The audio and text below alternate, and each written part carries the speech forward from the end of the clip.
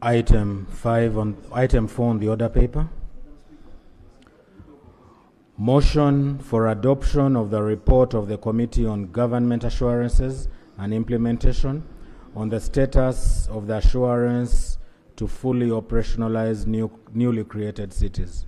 Honourable members, you recall that in April 2020, Parliament approved the creation of 15 new cities, which staggered with the staggered timelines for commencement of 7 cities in July 2020 and others between 2021 and 2023. To date, only 10 cities out of the 15 cities have been operationalized. The Committee of Government Assurance and Implementation has inquired into this matter and they are ready to report. And pursuant to Rule 1854, I will invite the chairperson of the committee to give us his report on this. And I'm also happy to note that the minister is around to respond to whatever is being raised. Thank you, Right Honourable Speaker and Honourable Members. Right Honourable Speaker, I beg to lay the report of the Committee of the Government Assurance and Implementation on the status of the assurance to fully operationalize newly created cities. I beg to lay the report and the minutes they are attached. Please lay. Right Honourable Speaker, I beg to present the report of the Committee of the Government Assurance and the Implementation on the status of the Government Assurance to fully operationalize the cities. Right Honourable Speaker, the report is available, but I'm asking to present a summary of this report. The honourable members, I beg they will read. Please go ahead and give us a summary. Right Honourable Speaker, our scope covered 10 areas, which I'm going to go through in a summary form. We looked at the legal and the regulatory framework of these cities. On the 28th of April 2020, the Minister of Local Government, Honorable Raphael Magezi, tabled a motion seeking Parliament approval of the proposal to create new districts, new cities, it should have been new cities, which Parliament approved on the 28th of April 2020. The new cities were to be operationalized in clusters beginning 1st July 2020 to July 2023, with Jinja, Mbalala, Gulu, Mbale, Arua, Fort Portal, and Masaka, taking effect with the new financial year 2020-2021. Right Honourable Speaker, I beg to go to the observations and recommendations. On the legal and the regulatory framework, the committee observed that despite that the Attorney General provided his opinion, the minister failed to present regulations to address contradictions between cities and districts. The regulations are intended to streamline the operation of the Local Government Act, Section 175.1. Section 175.1 requires the minister to make regulation for effecting the provision of the Act. Number 2, whereas the creation of the new cities does not violate any provision of the Constitution of Uganda, their management and administration needs to be harmonized. The committee recommends that the government should introduce appropriate bill to govern cities in their uniqueness in operation, structure, and service delivery. In alternative, the government should amend the Local Government Act to incorporate administrative and governance legal frameworks for cities. The Minister of Local Government should come up with regulations to govern on the governance of cities and table them before Parliament within 3 months from the time of this report is adopted. Number 2, we looked at the physical development plans of these cities. Right Honorable Speaker, the Minister of Local Government classifies gazetted cities, municipalities, town councils as urban areas. The Local Government Act, Cap 243, empowers the ministry to declare an area urban if it satisfies the following criteria. 1, has a minimum of 25,000 people for a town council, 100,000 people for municipality, 500,000 people for a city. B, has a master plan for land use. C, has available water resource and can meet the cost of providing services. D, is it a resource or sources? Sources. D, preparation of urban physical plans. Right Honorable Speaker, again allow me to go to the observations. The committee observed that whereas the cities have approved physical plans, developments are not guided by those plans. The ministry has not yet provided funding for new cities to develop physical development plans. For those that have plans, funding was provided by development partners. The majority of the residents in these new cities live in unplanned areas and as a result experience development problems that put more strain on the already existing infrastructure. According to the Building Control Act Section 28(3), the chairperson for the Planning and Development Committee of the District Council shall be the chairperson of the District Building Committee. Subsection 5 provides that the chairperson of the Urban Planning and Development Committee of the Urban Council shall be the chairperson of the Urban Building Committee. Contrary to the above, the committee established that in most of the cities, building plans were considered and approved by city building committees chaired by the Secretary of Works.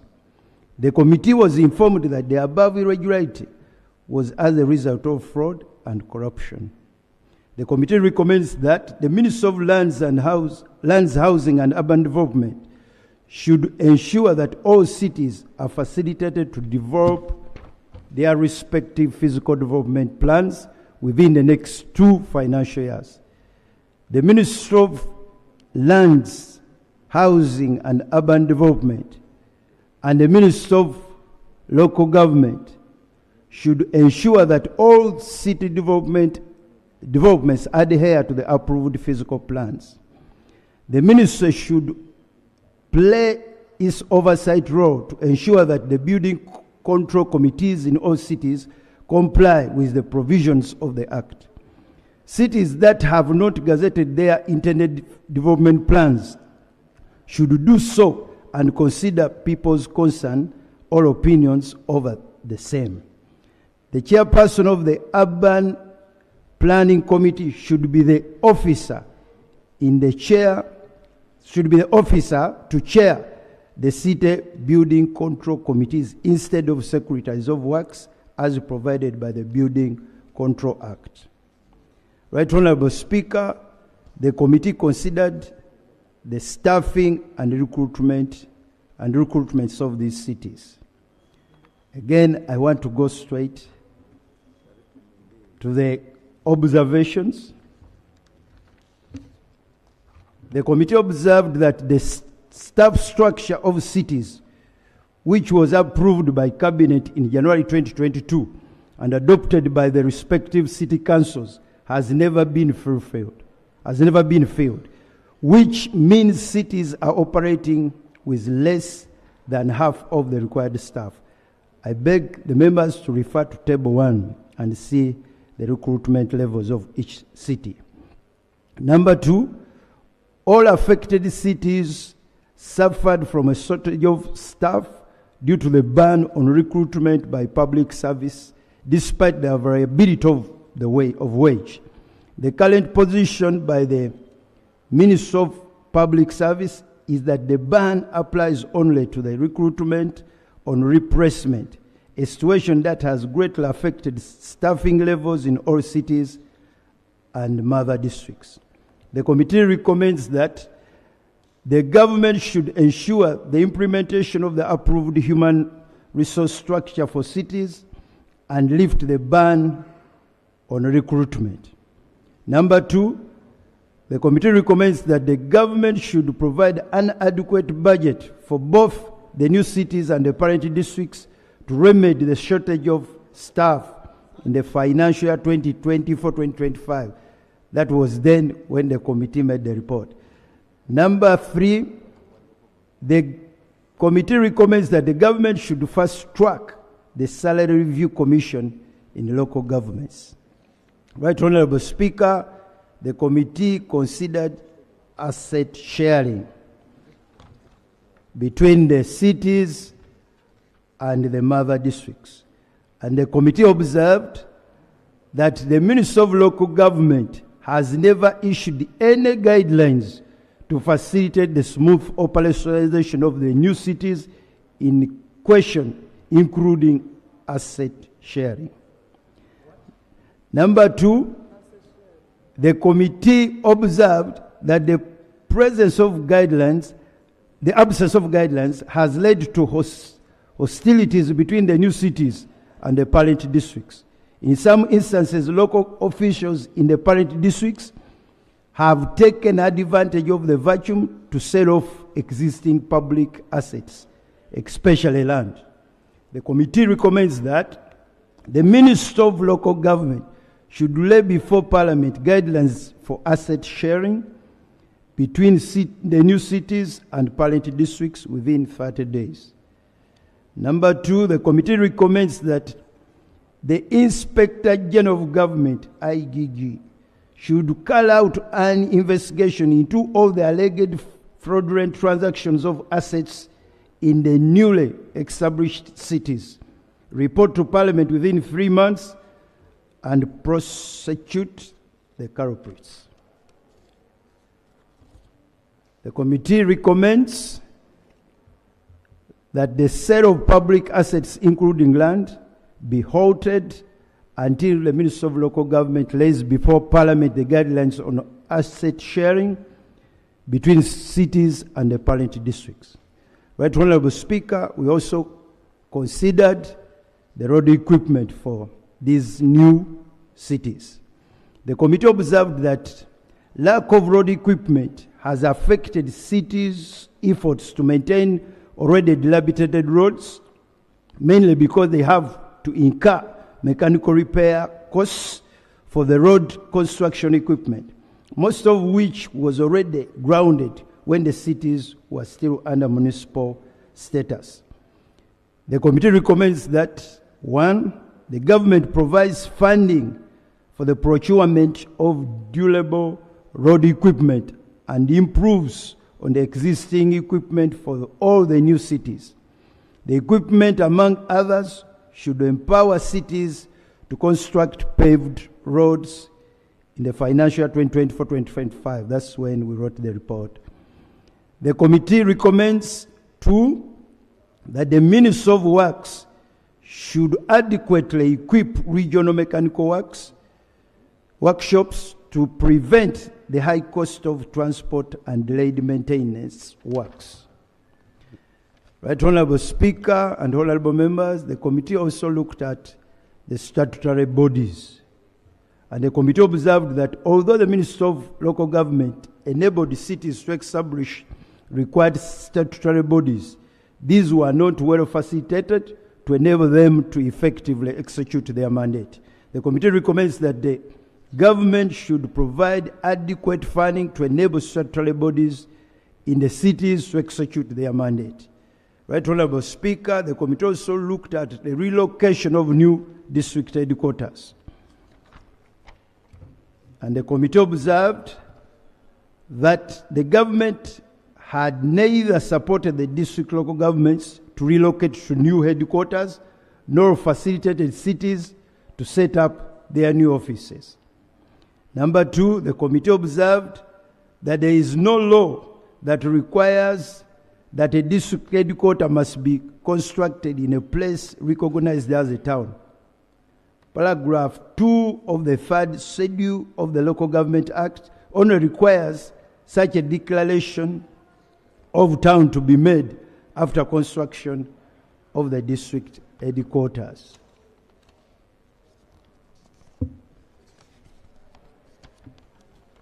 The committee observed that in some cities visited, the mother districts were constructing premises at the sub-county headquarters, implying that the town council offices needed relocation as land that housed them had been taken over.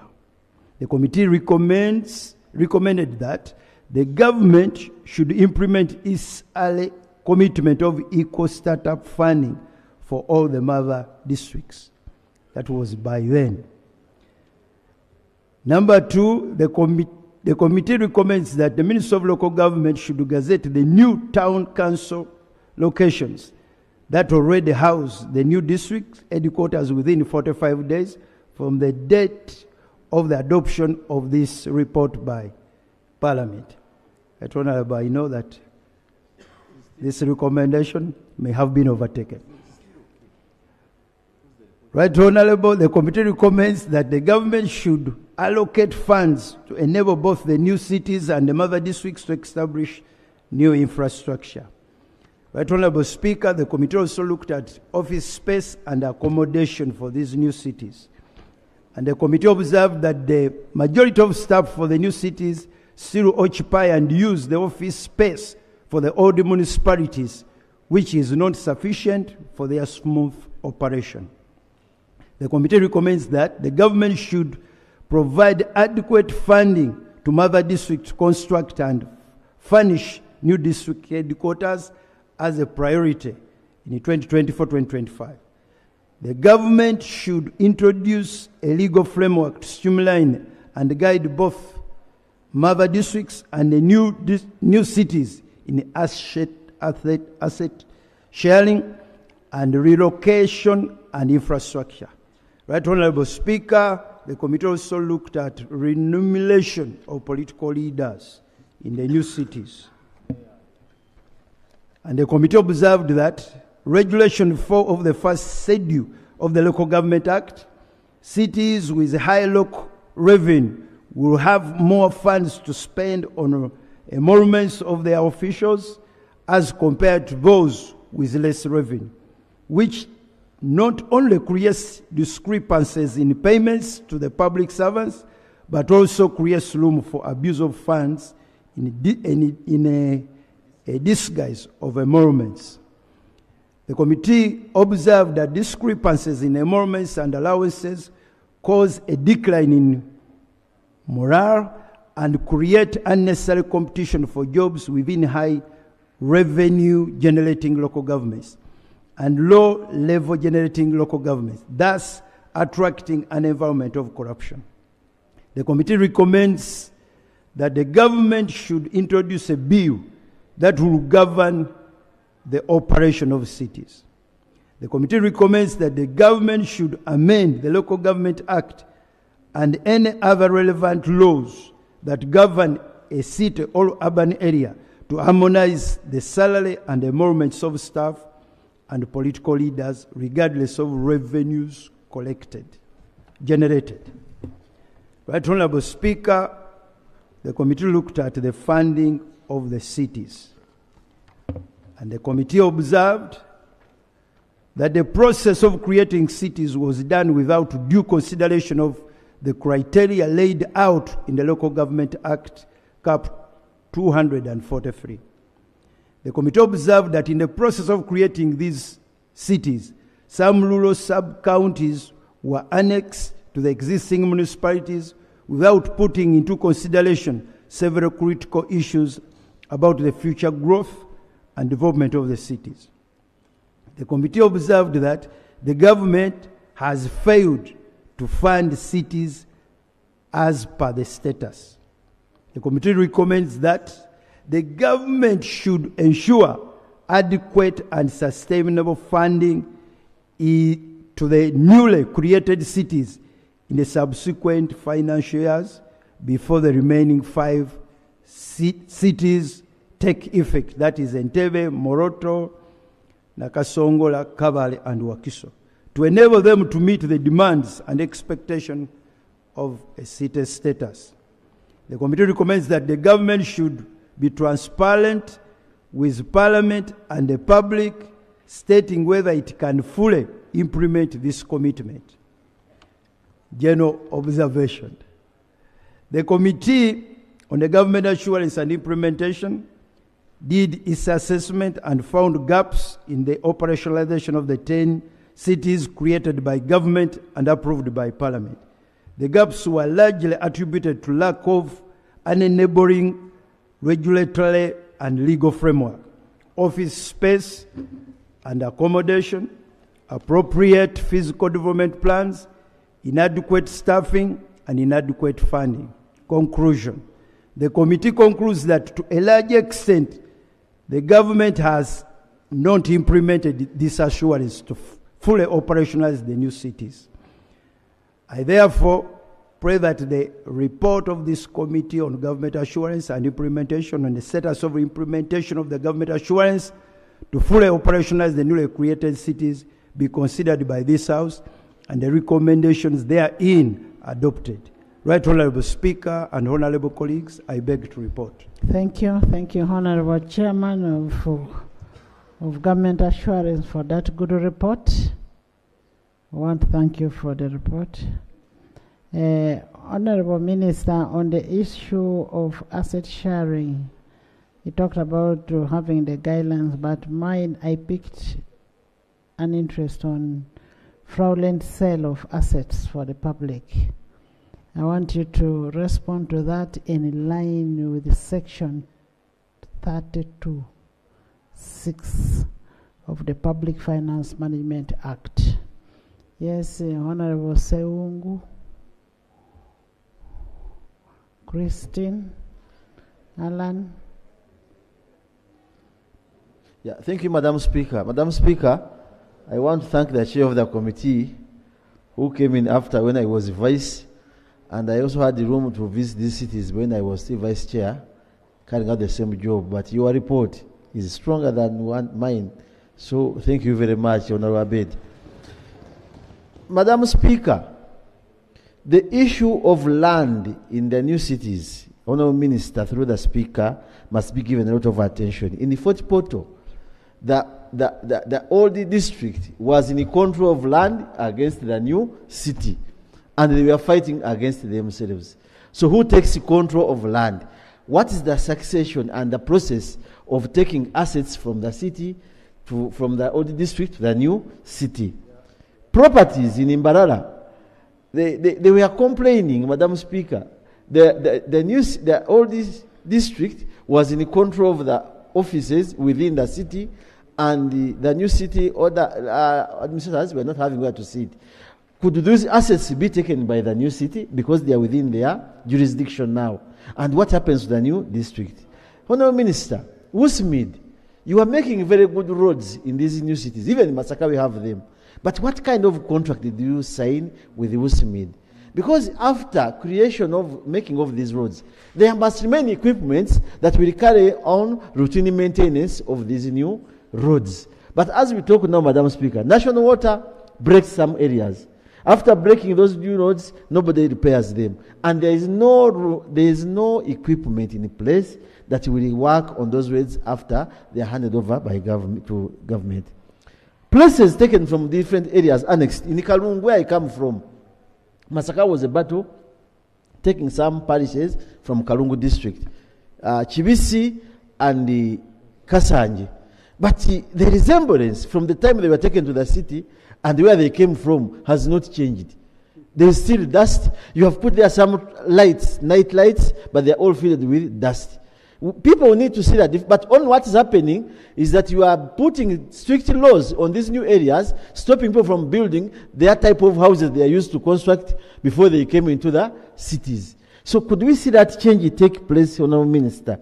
Lastly, the governance, type of houses, governance structures, we need these leaders in the cities to resemble Kampala city.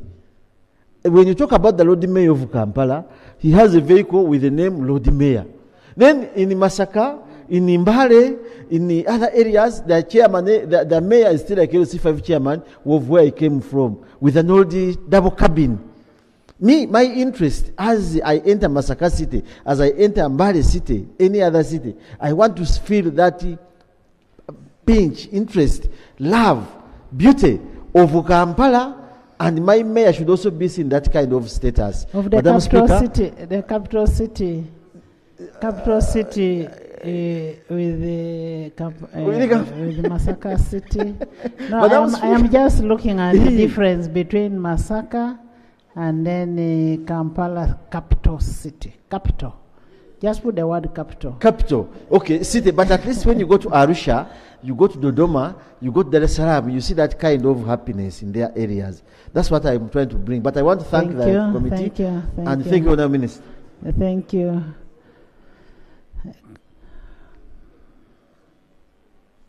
Thank you, Right Honourable Speaker, and thank you, Chair, for the report. Right Honourable Speaker, I personally, we are blaming for the failure of operationalizing some of these cities, and that it is only 4 in operation. But we need also, Right Honourable Speaker, to ask ourselves, is it a necessary expense now to have these cities operational, or we want to fulfill our political obligations of having more members of parliament? You said how many are operational? There are 5. No, there are 10.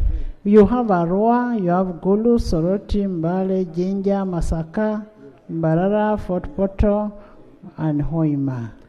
Those are operational out of the 15, and Lira, out of the 15. Out of the 15. Now 5 are the ones which are not operational. Yes, thank you, Right Honourable Speaker, for the observation. So we are wondering if that expense is really attractive to us now to really operationalize everything. But when we go for the physical development plans, Right Honourable Speaker, there are many of our people who have been residents of those areas for a long time. And it is just upon some people to shift the way they do their things, especially on the issue of land use.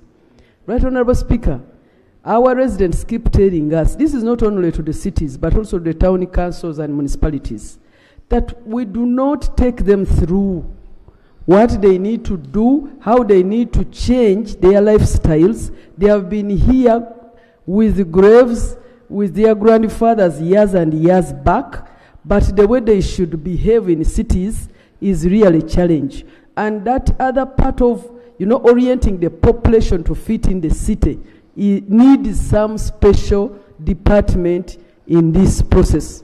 Right Honourable Speaker, the issue of waste management in cities. Very many cities, we are looking at the structural plans and looking at operationalization of the governance, but land for the green zones in the cities, land for abattoirs, land for waste management, as if that one belongs to the MPs to help their people look out for where to, drag their garbage. Right, Honorable Speaker, we would like more You said the elaboration. MPs are the ones giving people where to take the garbage. They are intervening a lot. People keep requesting them, the abattoirs, the garbage collectors and the leaders. Don't these governments have that land? The issues with the land, as if that one I'm is... saying, don't they have the land? It's just a matter of allocation. Yeah, some don't, and many don't have, right, Honorable Speaker. We'll hear, And the negotiation- we'll hear from the minister. And the Because I negotiations are don't not want, thorough. I don't want the MPs to be seen to be the ones doing government work. It's not correct. Yes. Yeah. Right, Honorable Speaker, the negotiations are always not thorough.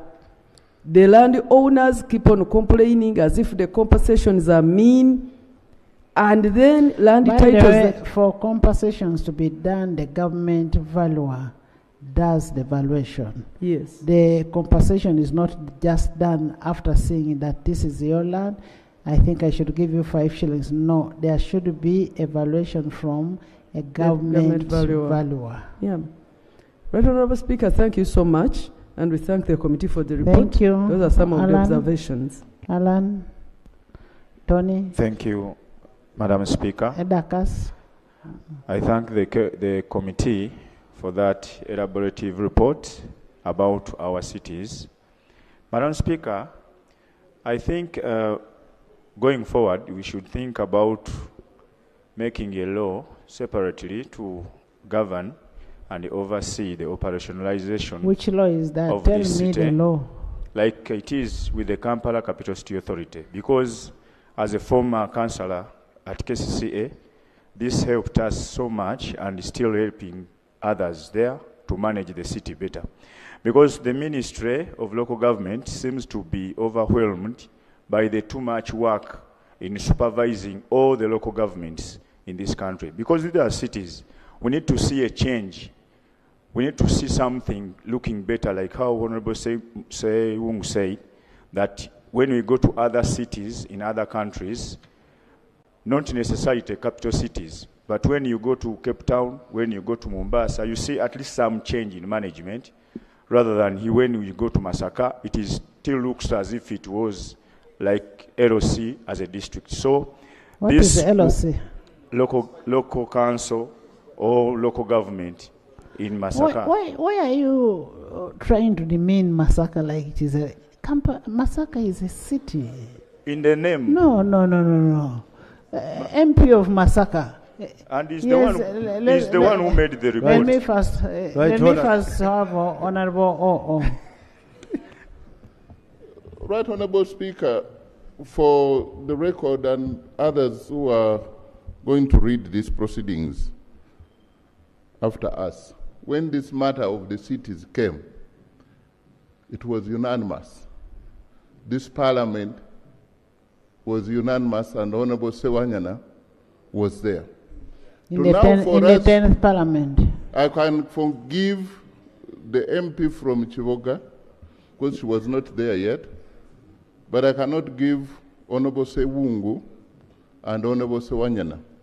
For us to start debating about cities, we are not appreciating the urbanization policy of government.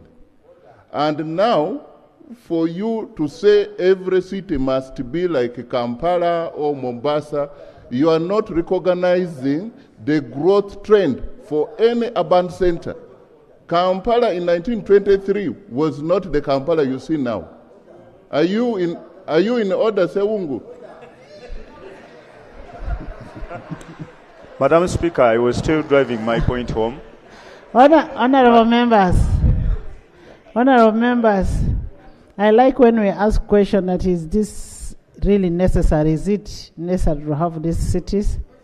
I remember in the 10th parliament, government had not brought all these cities. It was a give and take. It was a negotiation in the house. People said, if you want us to allow your cities, also give us in this area. It was a fault of parliament. It was not government. It was Parliament that added cities. I am telling you, I was there for you knew. Madam Yes, Speaker, Tony. I was driving my point home. Right Honorable, finish. the Honorable Member Sewanyana, I want to invite him to Masaka City. Yes. Masaka, ever since was awarded the city status, has grown as a growth center for the entire region. Thank you. You need to come to Masaka and see the road network. You need to come to Masaka and see the businesses in Masaka. This parliament gave us money for a new stadium and we are constructing. I want to invite the honorable member. It is not true that Masaka has not changed. Masaka has changed greatly. It is growing. I invite you. I will pay even for your accommodation, honorable, so that you enjoy the last time Honorable Sewanyana was in Masaka, he was in. So he didn't see how beautiful the city is. He didn't see the beauty of the city. Yes, Tony. Thank you, Right Honorable Speaker and honorable members. Right Honorable Speaker, first of all, I want to thank the committee for the report, and I want to support the recommendations. But most importantly, Right Honorable Speaker, urbanization is very significant in development of a community and any area. And we want to support government and this parliament. In the last parliament I was there, we supported the creation of these cities. And when you look at most of these towns now, which are being supported because they have become cities, they have become municipalities, under youth meets, for example, you find it changes the structures and the life of people. The economic activities gets more high. Social services in terms of education and health and innovations and business gets much better than before. I want to give you an example of a town, Right Honorable Speaker, where you know very well Apache Town. When you get to Apache Town today, after the support under Youth Meet, the whole town has changed, is beautiful, and the business has increased. When you get to Masindi, when you get to Gulu, now the main issue here is that this will require a lot of support from government and parliament in terms of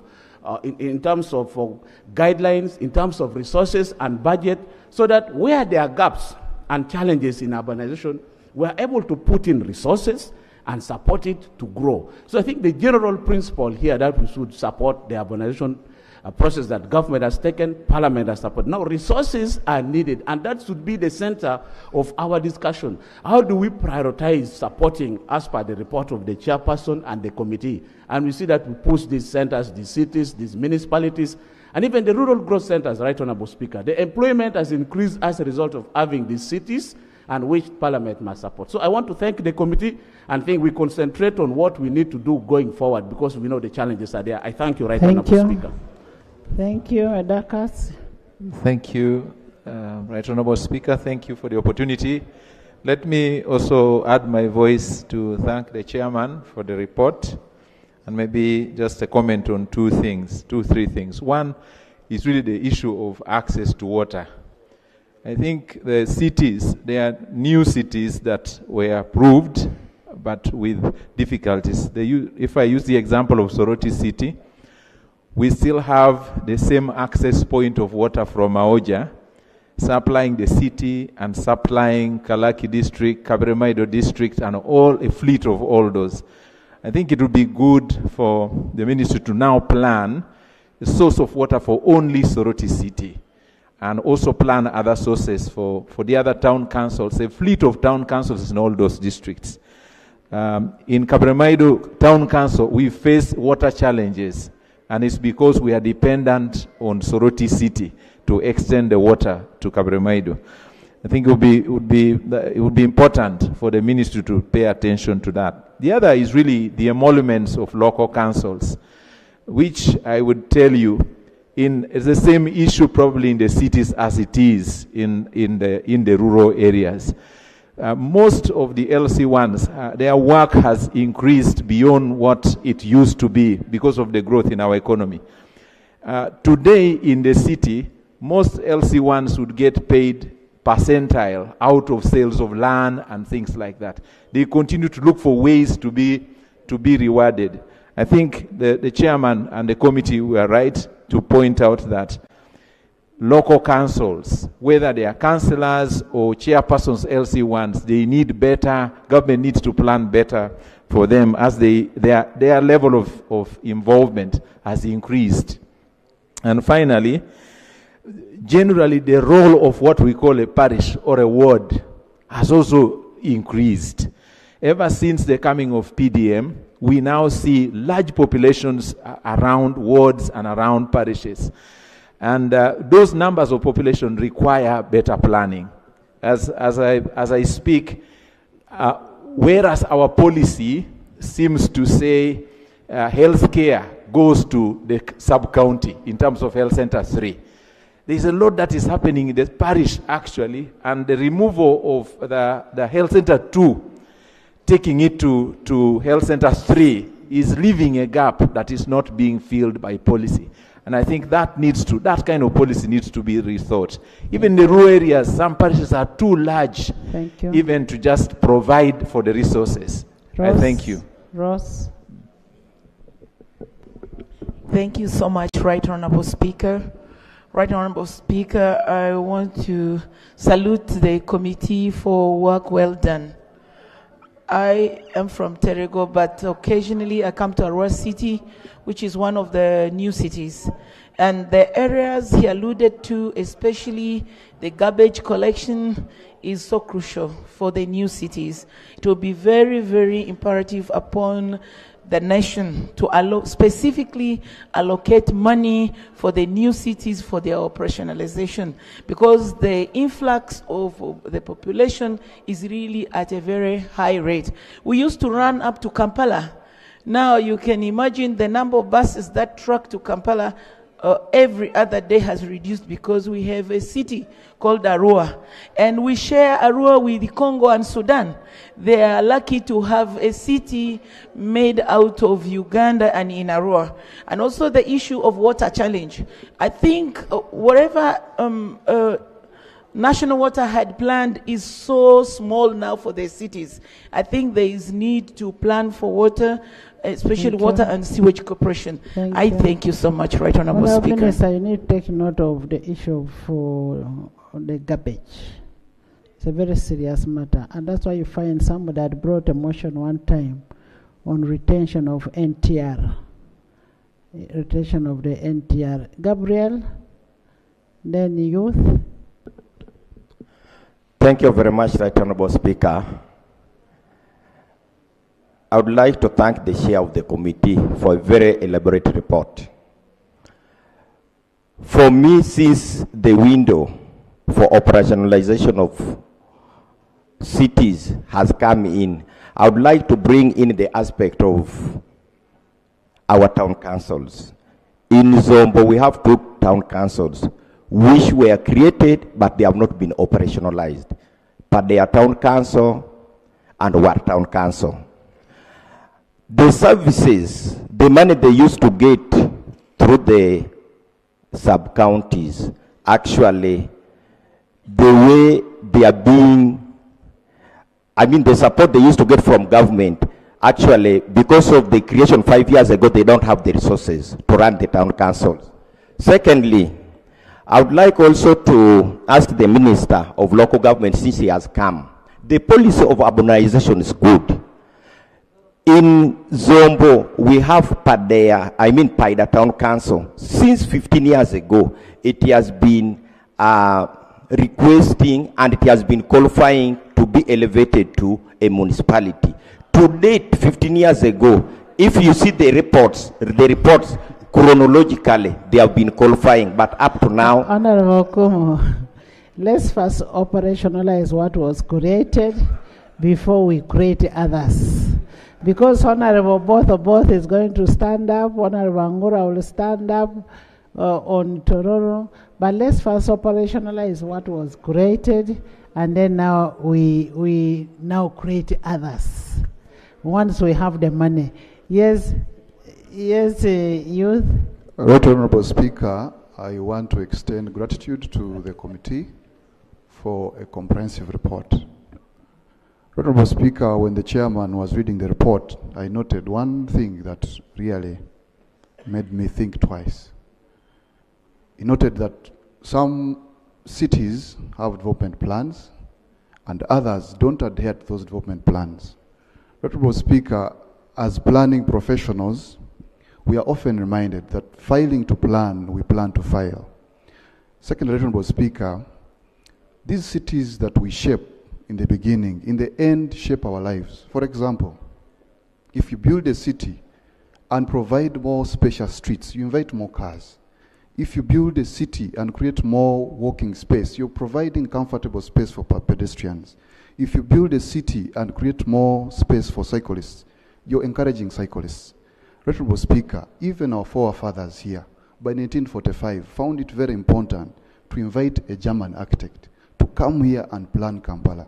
But when you look at it now, most of the suburbs of Kampala are growing as grand slums. Honorable Speaker, when you're coming from Entebbe, yes. That is a welcome for you. Yes. When you're coming from Entebbe, when you see the buildings.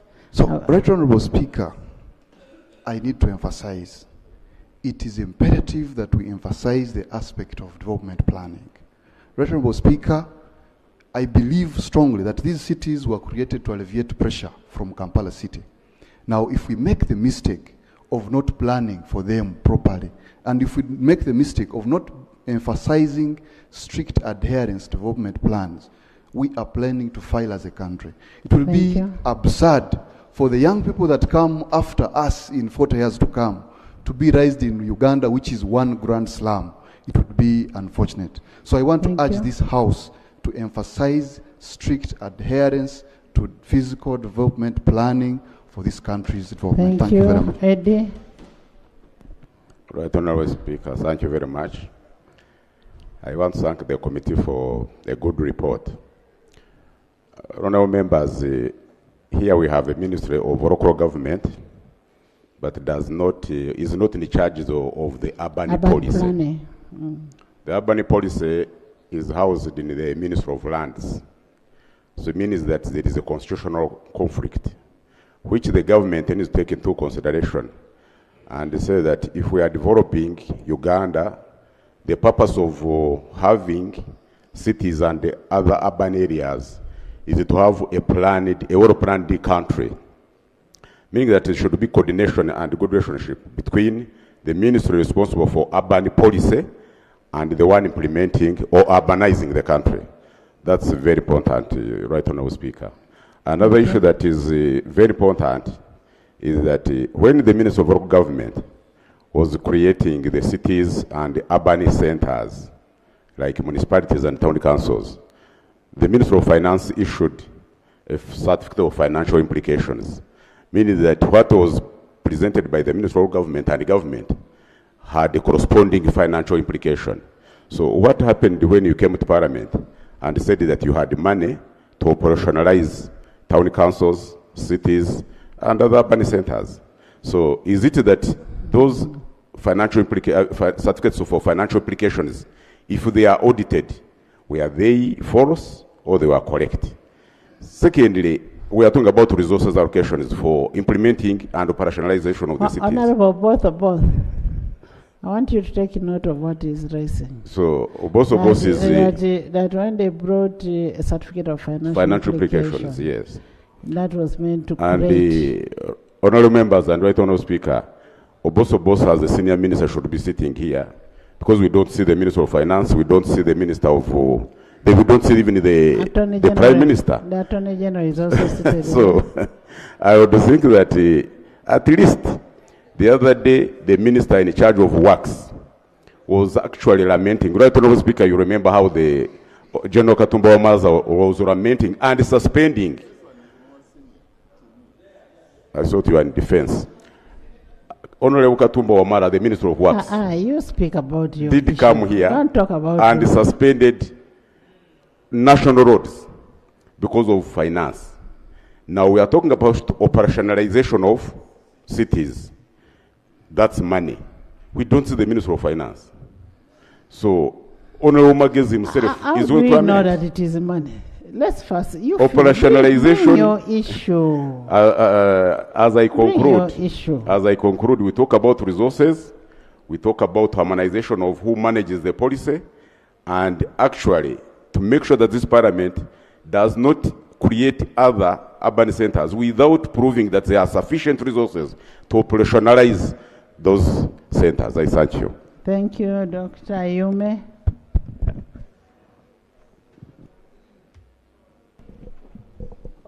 Thank you, Right Honorable Speaker, and thank you to the Chairman for presenting a good report.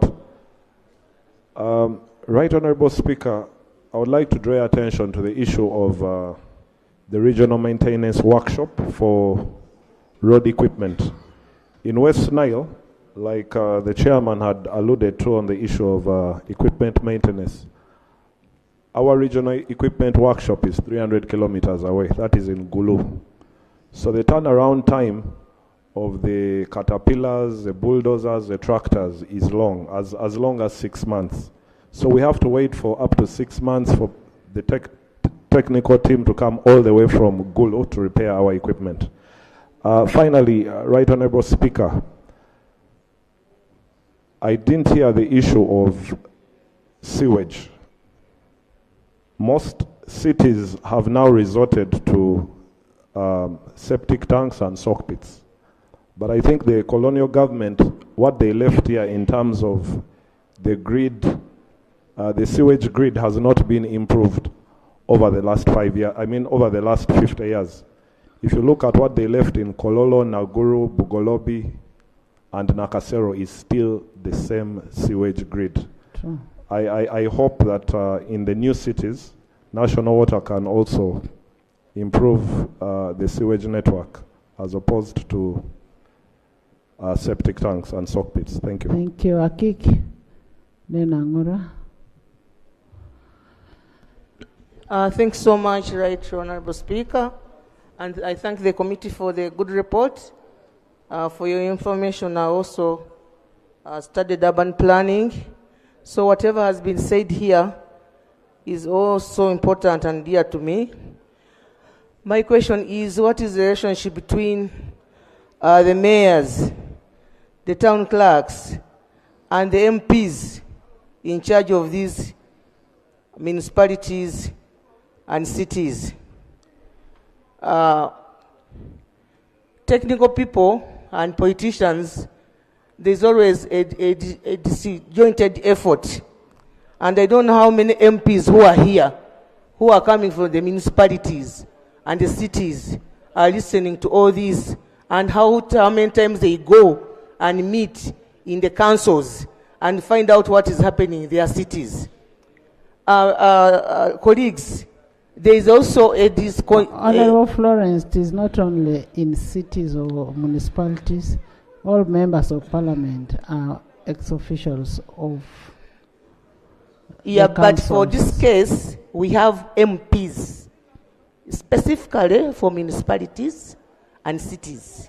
For me as an woman MP, yes, I go there, I can go to the district council, I can also go to the municipal council. So I think there is need for these three arms of government, the mayors, the town clerks, and the MPs in charge of these municipalities, because that's why we created them. They are not three arms of government. The three arms of government is executive, legislature, and judiciary. Madam Speaker, I do understand that by these three sectors, or whatever we can call them, it is important that they link together, because if they don't work together, so you may find that the mayors are doing their own things. We give them 1 billion.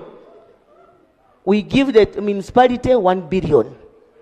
And what they do with that 1 billion, we may not even be, because it's easier for the MP in charge of a municipality to follow the nitty-gritty of that municipality. And therefore, and then the urban planning and management is under the means of housing, and then there's also local government. What is the linkage between there?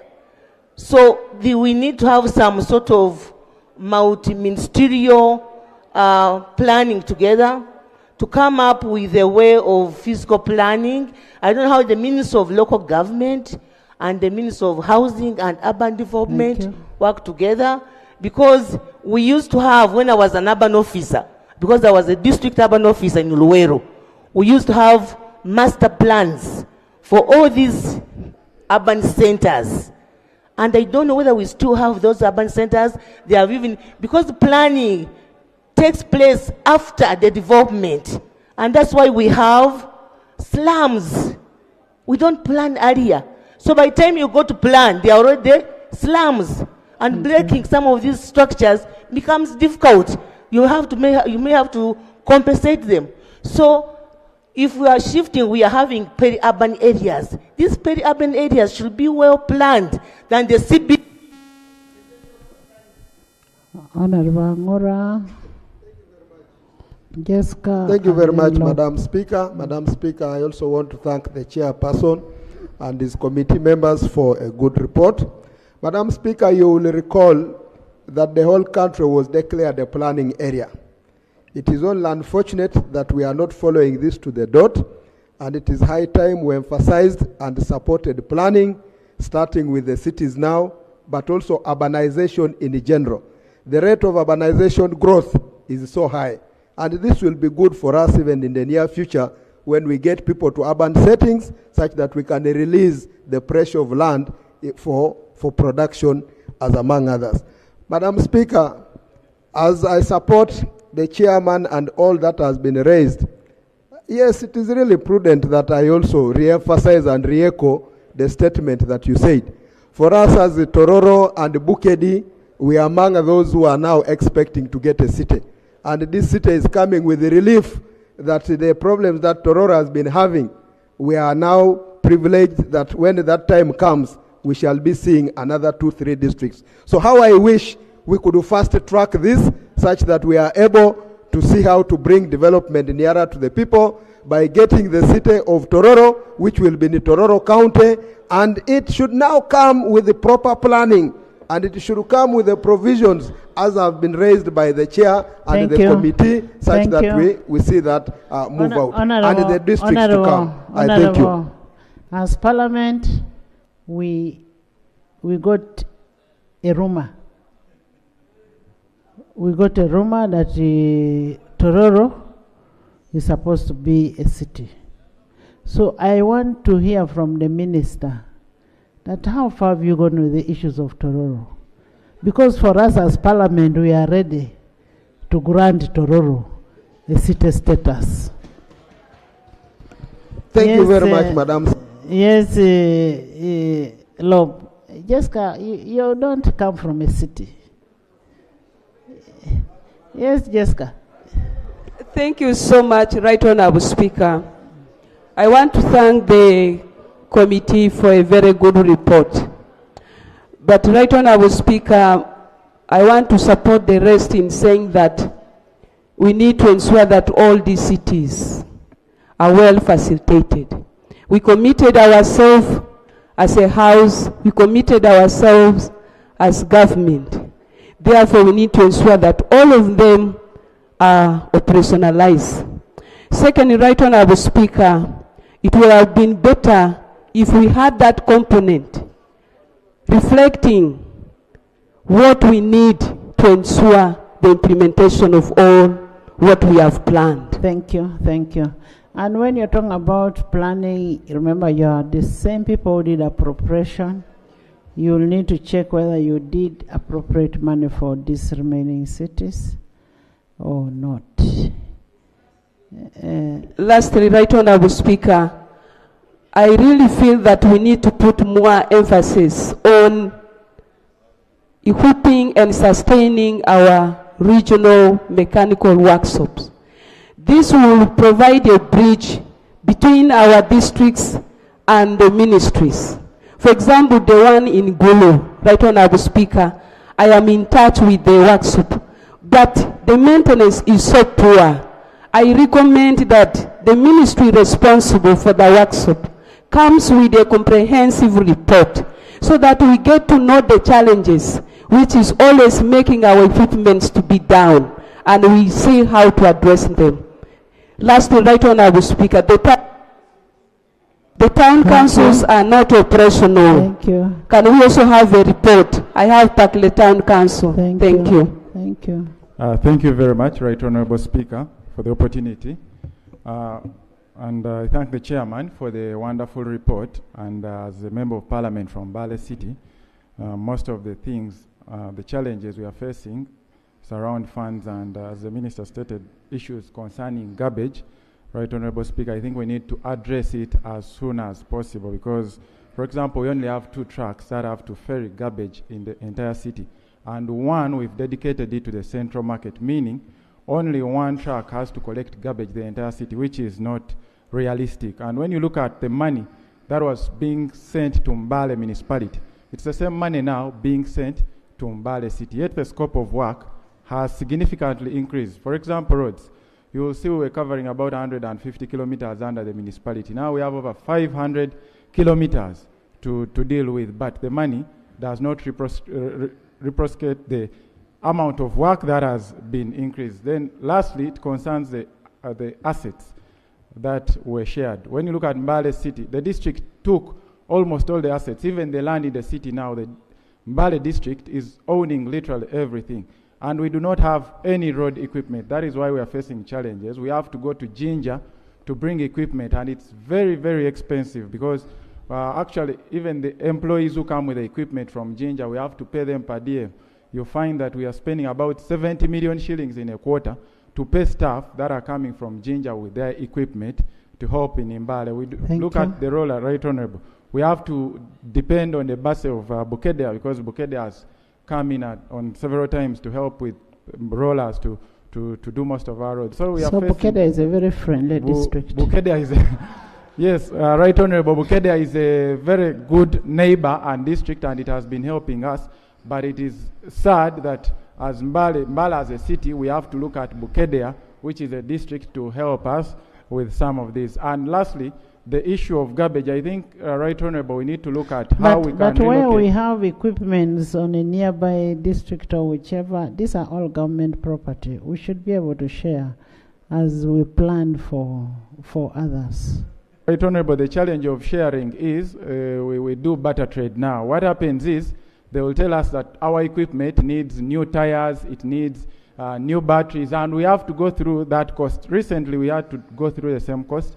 And you know these equipment, the tires and machines. Yeah, the cost of wear and tear. Of wear and tear, yes. Which is very expensive. Lastly, it concerns the site where we are putting garbage as in Mbale City. I don't know what plan you have, but the current site at Doko, it's at the entrance of the city. So when you're coming to Mbale, you're welcomed by heaps of garbage, which is not a good picture. I think it's high time that we go somewhere else, far away from the center of the city, where we can dump our garbage. Thank you very much, Right Honourable. Thank you, Love.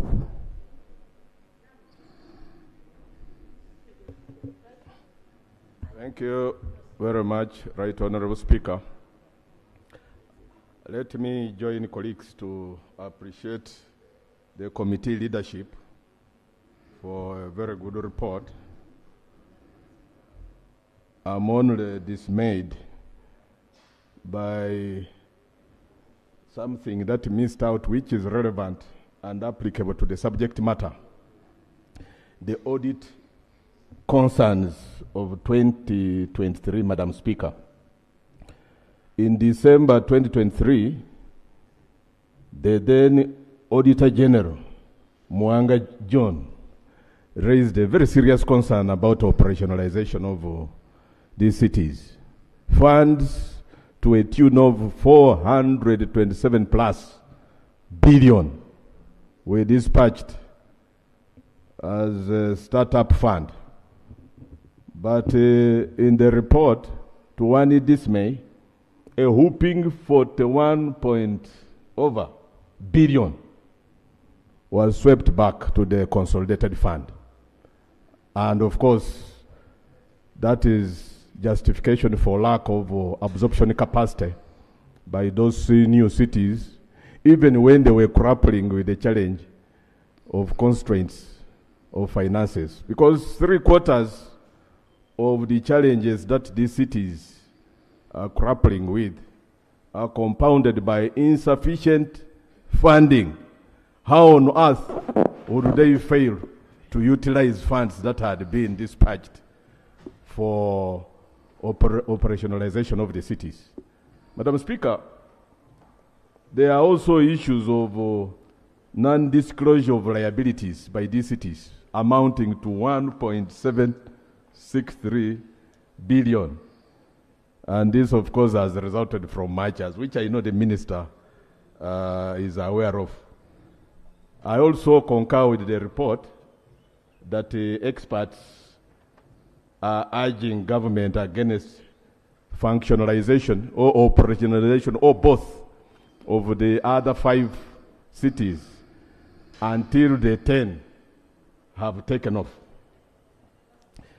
The ministry, someone, I don't know whether it is in the report, but I think it is in one of the interactions I've had with the managers of some of these governments, local governments, including KCCA. I may not concur with my good friend, the Honorable Alan Sewanyana, who was proposing that all these cities should be under a similar act like that of Kampala Capital City Authority. That authority, if you read the act, is a mashed potato. And in fact, the mayor, the Lord Mayor and elected leaders particularly are up in arms to have it overhauled, not even amending it. Just because when you read sections of it, just like also in the Local Government Act, I've just been looking for this section 4, paragraph A. It says that the city shall be equivalent to a district. Can you imagine? Meaning that the city council shall exercise the same functions, the same powers that are conferred on a district within its area of jurisdiction. So you realize that these cities would better remain as local government councils than being authorities. An authority gives latitude to the powers that be to make appointments, which in a way infringe on the rights of the powers that are given to the people to elect their leaders. That's why you see conflicts and rifts without number within the KCCA. Yes. Madam Speaker, the issue of guidelines, or rather guidance, let me use the term guidance, by the Ministry on asset sharing is rather taking too long. Actually, asset management. Asset management. And even staff establishment, staff restructuring is taking rather too long. And it is also causing lots of conflicts and disputes within the cities. I thank you, Madam Speaker. Thank you. Let's first hear from the Minister, then we can have a rejoinder, if any. Honorable Minister.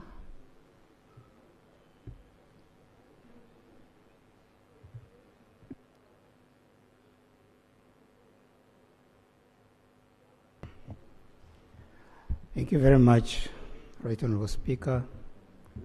And thank you so much, Committee Chair and your members, and honorable colleagues. The reactions given are quite informative, and we do appreciate them. Right Honorable Speaker, I've noted 14 issues which I would need to react to, but my immediate comment would be that we agree with the committee report. And we fully embrace their recommendations. And since most of the recommendations were giving us 30 days for implementation, it would be my considered opinion that, Right Honorable Speaker, you allow us to go and focus on implementing these recommendations, and we come back to the House in 30 days. The members have raised very serious issues which require adequate attention: the urban policy, the governance structures, the statutory bodies, are they performing? The staff structures, do we have adequate staff for the cities? The financing of the cities, and I will be able to show that actually government has increased financing and even the local revenue has improved. But that needs a bit of time for me to organize. The asset sharing, where are we? The relocation of this district headquarters, I should be able to lay on table the gazetting the new town councils of those district headquarters. And colleagues, it is the law. The law requires that the district headquarters be located in a town, either municipality or the town council. Just cast your eye. There is no district headquarters which is not in a town. So already we've secured that. Cabinet approved it. We gazetted it. But I need to lay it on table for the information of the honorable members. The legislation, where are we with a separate law for the towns? The fiscal planning, which towns have actually developed their fiscal plans, and where are the other towns? The area of the road equipment, very important. I need again to link up with the Minister of Works so that we present the correct response. Remuneration of local government leaders. There is something I should be able to present in 1 month that is really moving in the right direction to improve remuneration of our local leaders from LOC 1 up to LOC 5. The President has already directed. We have a cabinet paper, and I would wish that you give me that 1 month so that when I come back, I come with something substantial to the House. The remaining 5 cities, should they be operationalized? Should they be left out? Including the rural city matters, where are we? The waste management, and I will brief the House that time of the strides we've made in developing the solid waste management policy for the country.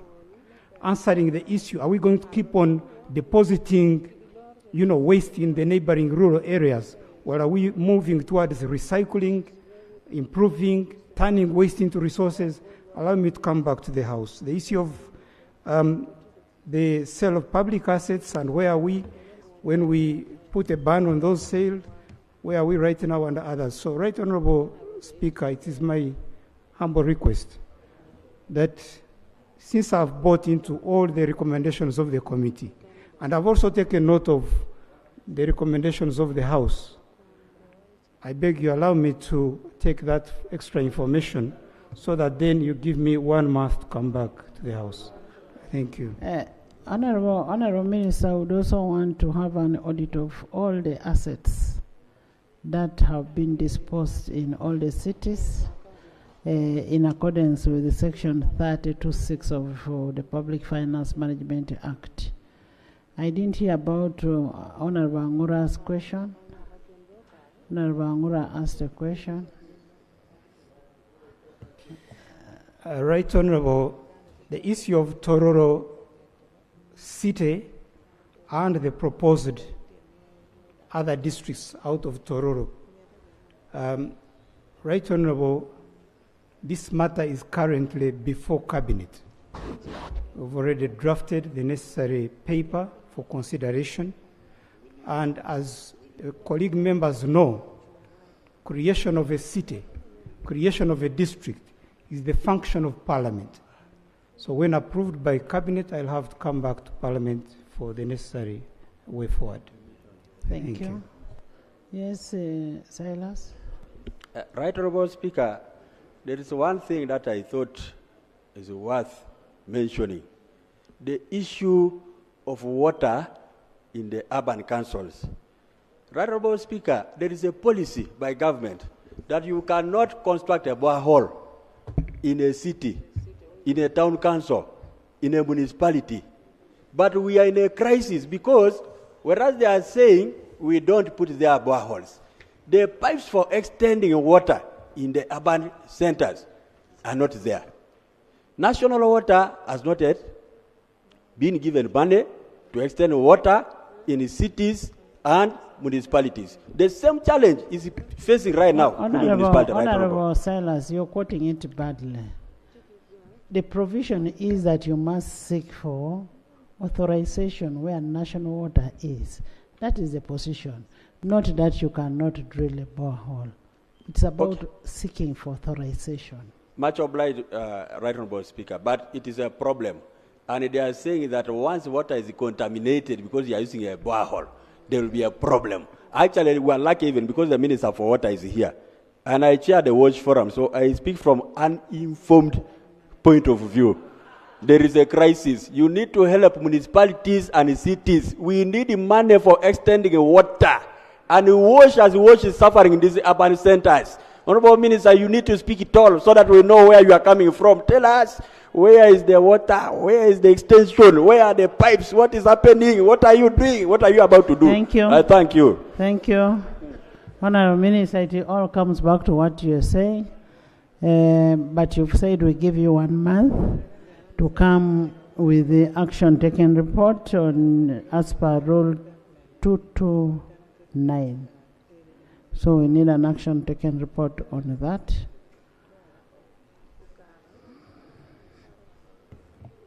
Most obliged, Right Honourable Speaker. And as I explained, some of the issues raised refer to other sectors, like water, like roads, like the issue of the health units, like the issue of the sewage and so on. That's why I believe, we manage local governments, together with the others. The Minister of Lands may be in charge of physical planning, but implementation with the local governments. And of course, in the meantime, as we come back, Right Honourable, I would like to beg the colleagues, within the law, each member of parliament is a member of the local council at the district. Colleagues, help us so that we work together to improve some of these matters down there. I thank you. Honourable members, the next item we have for Honourable Abed. The report requires the Minister of Health, acting lead of government business. I am told you're acting, Honourable ICT.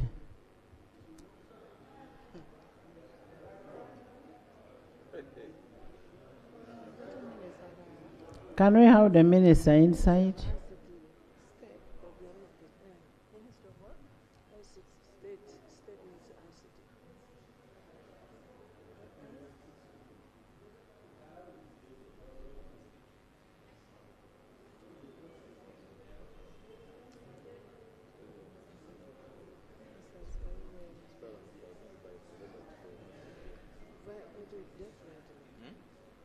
The senior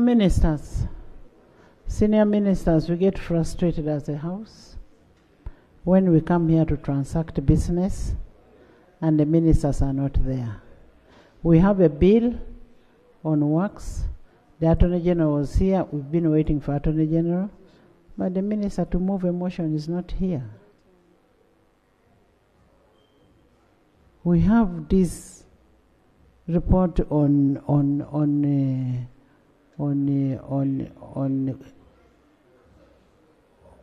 of Honorable Bedi. The minister is not here. We cannot come and sit here and wait for ministers. It is so disappointing.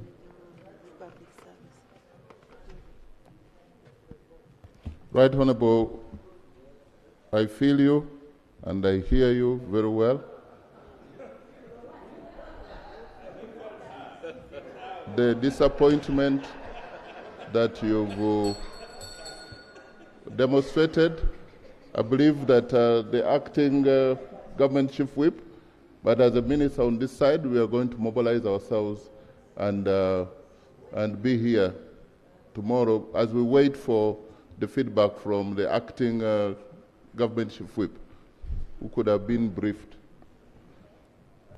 The House is adjourned to tomorrow.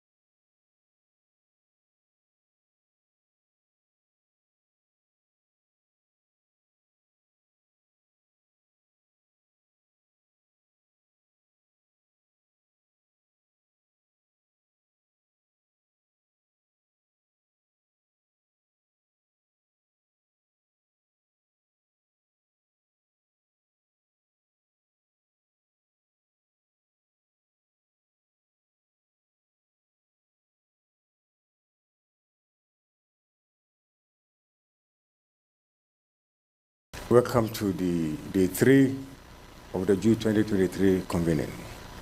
My task is to introduce Professor Lumumba and moderate the Q&A when time allows for that.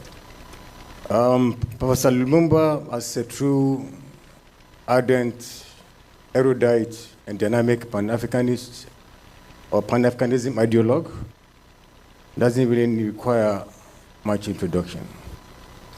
But the essential thing is that this plenary session is under the title Exploring the Significance of Pan-Africanism in Cultivating Leadership within African Higher Education Institutions. So given that it doesn't require much introduction, I will greatly welcome him to deliver the keynote. Thank you very much for that very brief and apt introduction. I'm an opponent of long introductions because nobody actually remembers what is read. But let me say first how glad I am to have been invited to be present in this august assembly.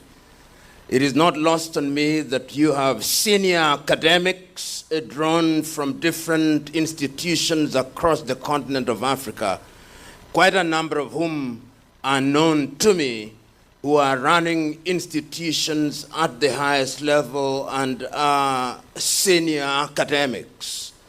I'm also aware that there are junior academics who are rising through the ranks, and I'm humbled to be invited to share my thoughts with you on what I consider to be very significant, particularly at this stage in the history of Africa.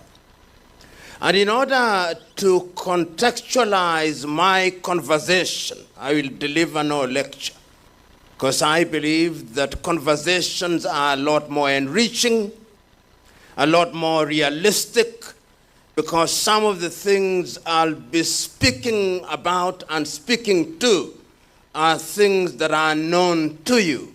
And what I'll be doing is possibly to speak about them from a different perspective. When one talks about Pan-Africanism, particularly today, there is the tendency from the one side to romanticize Pan-Africanism, to articulate Pan-Africanism as if it were a magic wand, which, when waved, will solve all African problems, whether they are technological, commercial, political, or otherwise. Then, from another perspective, there are those who think that Pan-Africanism is merely a curiosity, one that we take refuge in order to massage our egos without more. But Pan-Africanism is serious business. It is serious business because it helps to give us a worldview of what we can do in order to give Africa and Africans a sense